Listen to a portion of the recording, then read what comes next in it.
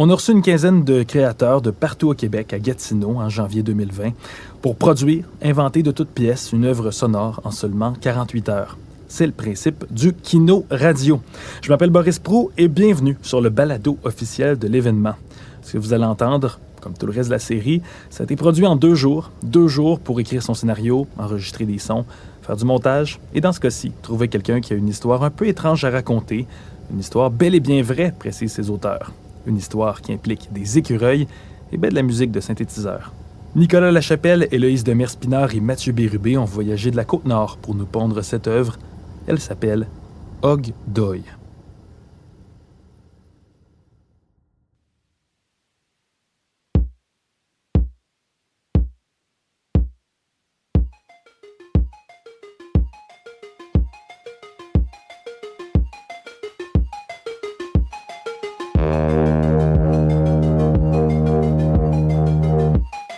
Quand je suis retourné là, mettons 1 mois plus tard, même si il n'y avait aucun signe que j'étais observé ou qu'il se passait de quoi autour de moi, je sentais toujours que les gens savaient j'étais qui sans que moi je sache qui était qui. Dans le sens que après ça, j'ai toujours eu une petite méfiance de me promener la nuit dans les rues de tout le monde qui me regardait, c'était peut-être eux, tu sais.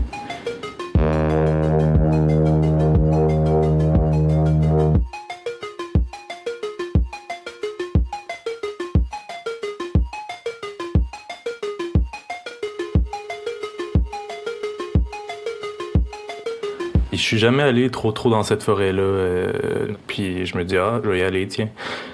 À un moment donné, je vois un sentier qui tourne vers la droite. Ça m'amène beaucoup plus profondément dans la forêt. J'arrive dans une espèce d'endroit vraiment plus ouvert. Le soleil commence à se coucher. Je tombe face à face avec une genre de croix blanche gravée dans un arbre, peinturée à la chaux. Ça avait l'air d'une pièce. C'était comme... les arbres étaient tellement hauts que ça faisait un plafond, un peu comme une église. Un peu spirituel, mais pas du bon côté, tu sais.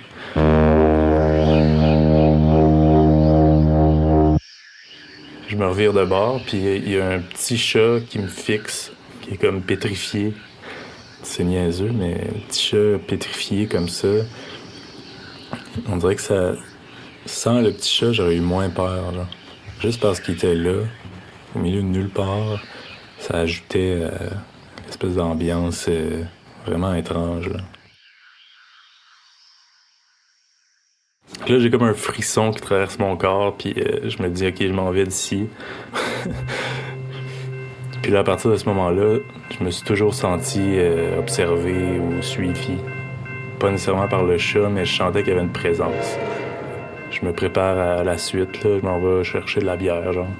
Pour aller vers le dépanneur, faut que je passe par un genre d'entrepôt, puis je croise mes amis qui s'en venaient. Puis on repasse par un autre petit chemin, puis dans ce petit chemin-là, on tombe face à face avec un goéland qui est attaché dans un sac de plastique, encore vivant, puis qui pend à un arbre. Là, on se met à capoter. Comment qu'il aurait pu se pogner comme ça? On se dit, non, c'est quelqu'un qui a donné du poison puis qui l'a volontairement attaché là, tu sais.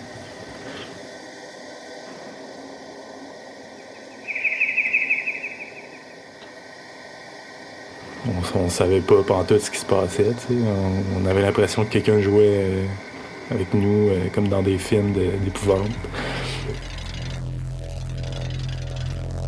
Je me retourne... vers l'entrepôt. Puis là, j'avais caché mon vélo en arrière d'une petite cabane. Puis là, je prends mon vélo.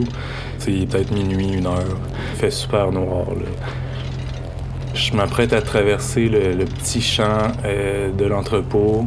Je vois à l'autre bout un gars avec un hoodie, là, un capuchon, puis un gros chien qui jappe, qui tire sur sa laisse vers nous.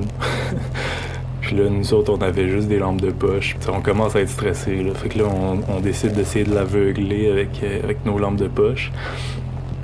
Puis là, soudainement, il se revire de bord. Puis il s'en va.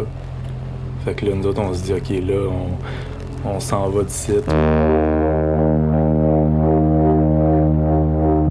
On arrive au char, puis là, moi, j'ai mon vélo. Fait que là, je leur dis, OK, on se rejoint. Fait que là, moi, j'embarque sur mon vélo, puis je pédale 2 coups. Je me rends compte que mes 2 pneus sont dessoufflés. Mais quand même, tu sais, je l'avais utilisé le jour même. Tu sais, il était gonflé, là. Tu sais, c'est quelqu'un qui les a dégonflés volontairement. Fait que là, j'ai comme un frisson qui me traverse des pieds à la tête, là. Je suis comme... La personne qui a trouvé mon vélo, c'est parce qu'elle m'observait depuis je sais pas quand, tu sais. Ça, c'était le plus creep de tout. Fait que je débarque de mon vélo, je le lance dans un buisson, j'embarque dans le char, puis c'est ça, là, on s'en va.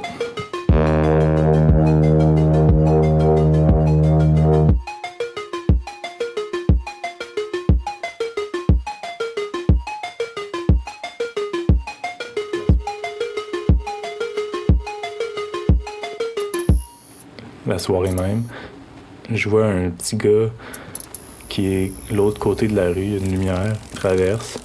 Je lui ai jamais parlé de ma vie. Puis là, il vient me voir, il dit... Ça a l'air que t'as eu du trouble tantôt. Puis là, j'étais comme, pourquoi tu sais ça, je te connais pas. Puis là, il dit... Ça jase en ville. Puis quand j'ai fini d'expliquer aux jeunes qu'est-ce qui s'est passé, ils me racontent qu'ils ont déjà vu des écureuils clouer à des arbres à cet endroit-là. Il se passe des choses dans cet endroit-là. Que je commence à faire des liens avec la croix qui est gravée dans l'arbre là-bas, avec une espèce d'offrande d'animaux morts. Puis un magasin avec on peut acheter des affaires vraiment weird.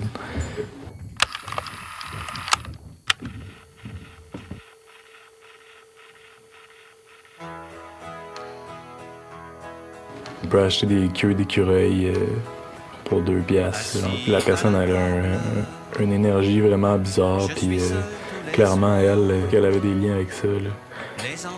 Ouais, c'est ça. Il y avait une obsession pour tout ce qui est écureuil. Puis c'est pour ça qu'ils font des sacrilèges avec les écureuils. Où il jouait souvent, les fenêtres sont closes. Et il paraît qu'il y a un petit gars à un moment donné que son surnom c'était Pika. C'est comme écureuil dans une langue latine, je pense, ou sud-américaine. Puis il paraît qu'il a disparu, genre.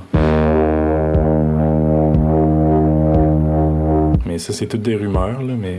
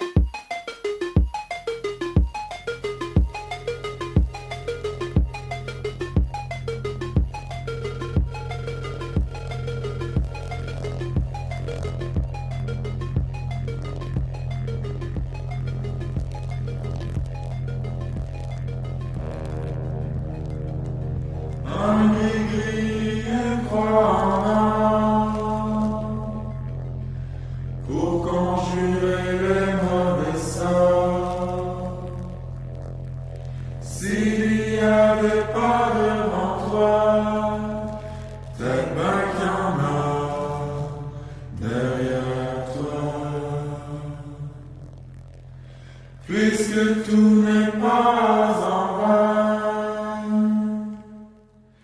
et que tu dois prendre un chemin,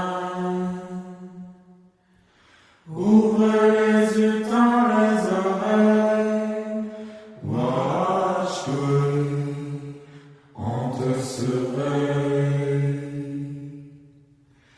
Puisque la nuit s'achève,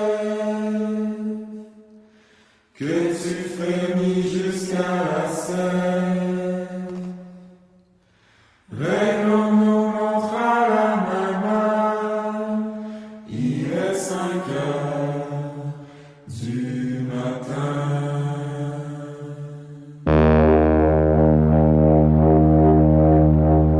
Fait que c'est quelque chose qui continue, tu sais, c'est quelque chose qui est... C'est pas juste une personne, je pense, qui fait ça, là. C'est... Il y a une communauté là-bas.